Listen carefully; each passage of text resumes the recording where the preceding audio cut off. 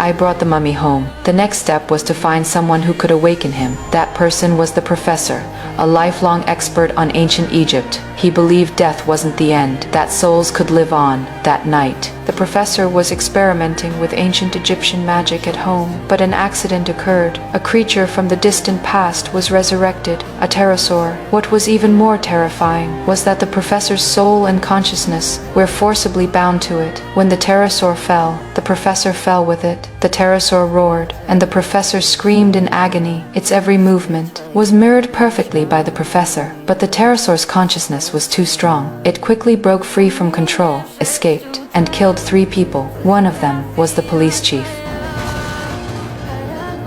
The phone rang.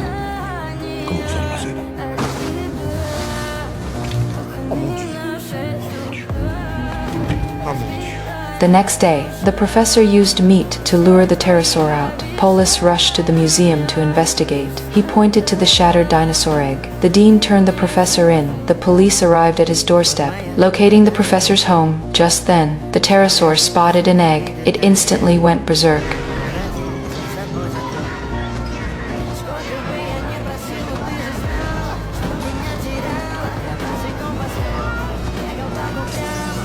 The professor was arrested on the spot, immediately sentenced to death. Upon hearing the news, I immediately went to find that pterosaur. I unfurled my feathered scarf and effortlessly subdued it, mounting the pterosaur. We raced straight to the execution site. Just as the blade rose, I descended from the sky, snatched the professor, and rescued him on the spot. But the next second, ambushing hunters appeared. As we prepared to return home, to awaken the mummy, gunshots rang out. The hunters struck the pterosaur. At that very moment, a wound appeared in the exact same spot, on the professor's body. I carried the professor and raced home desperately, using ancient artifacts. I set up an array. The professor closed his eyes and began casting spells.